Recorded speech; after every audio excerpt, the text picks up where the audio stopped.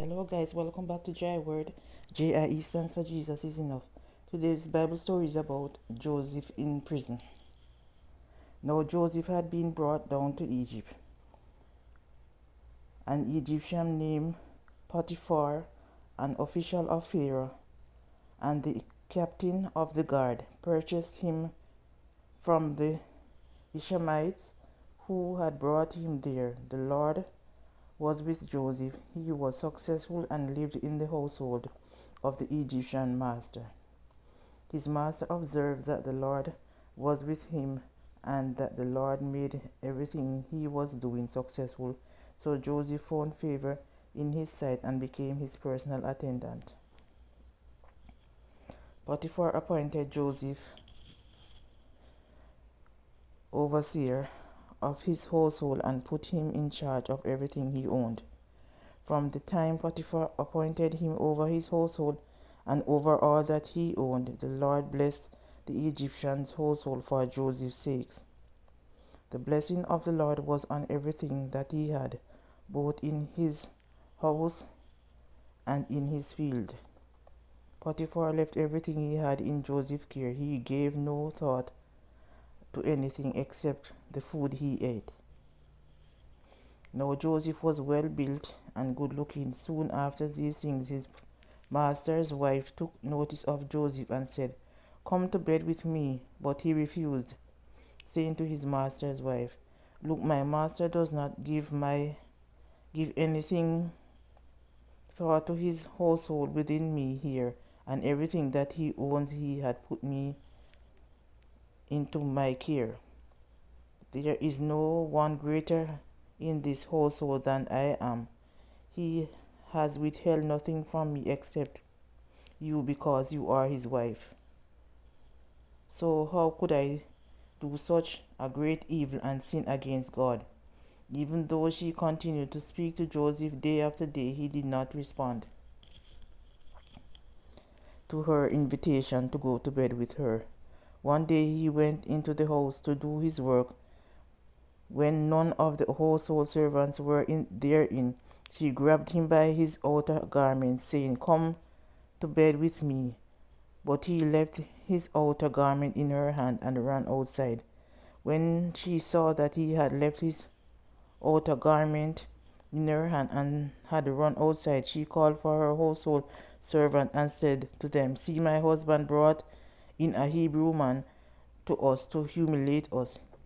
He tried to go to bed with me, but I screamed loudly.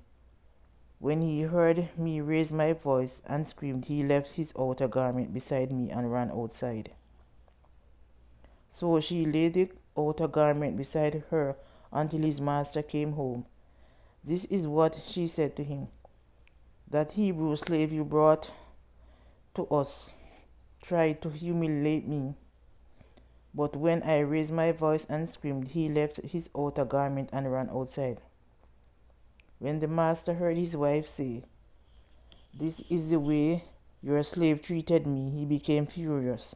Joseph's master took him and threw him into the prison, the place where the king's prisoners were confined. So he was there in prison.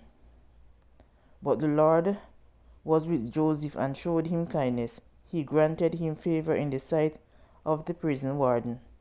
The warden put all the prisoners under Joseph's care. He was in charge of whatever they were doing. The warden did not concern himself with anything that was in Joseph's care, because the Lord was with him, and whatever he was doing, the Lord was making successful. After these things happened, the cupbearer to the king of Egypt and the royal baker offended their master. The king of Egypt, Pharaoh, was enraged with his two officials, the cupbearer and the baker. So he imprisoned them in the house of the captain of the guard in the same facility where Joseph was confined. The captain of the guard appointed Joseph to be their attendant, and he served them. They spent some time in custody, both of them, the cupbearer and the baker of the king of Egypt. who were confined in the prison had a dream the same night. Each man's dreams had its own meaning. When Joseph came to them in the morning, he saw that they were looking depressed. So he asked Pharaoh's officials, who were with him in custody in his master's house, "Why do you look so sad today?"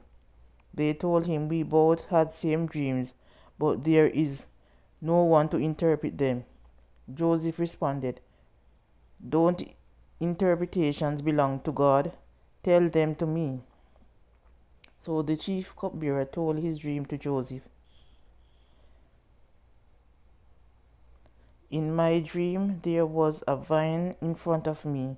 On the vine there were 3 branches. As it budded, it blossomed open, and its clusters ripened into grapes. Now Pharaoh's cup was in my hand, and I took the grapes, squeezed them into his cup, and put the cup in Pharaoh's hand.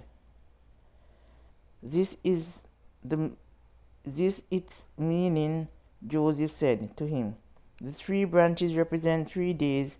In the 3 more days, Pharaoh will reinstate you and restore you in your office. You will put Pharaoh's cup in his hand, just as you did before when you were cupbearer. But remember, when it goes well for you, and show me kindness. Make mention of me to Pharaoh, and bring me out of his prison. For I really was kidnapped from the land of the Hebrews, and I have done nothing wrong here, for which they put me in a dungeon." When the chief baker saw the interpretation of the first dream was favorable, he said to Joseph, "I also appeared in my dream, and there were 3 baskets of white bread on my head. In the top basket there were baked goods of every kind for Pharaoh, but the birds were eating them from the basket that was on my head." Joseph replied, "This is it, meaning the 3 baskets represent 3 days. In 3 more days, Pharaoh will decapitate you and impale you on a pole. Then the birds will eat your flesh from you." On the 3rd day it was Pharaoh's birthday, so he gave a feast for all his servants. He lifted up the head of the chief cupbearer and the head of the chief baker in the midst of his servants. He restored the chief cupbearer to his former position, so that he placed the cup in Pharaoh's hand, but the chief baker he impaled, just as Joseph had predicted. But the chief cupbearer did not remember Joseph, he forgot him. This is here the reading of today's Bible story. Thank you guys for listening. God bless.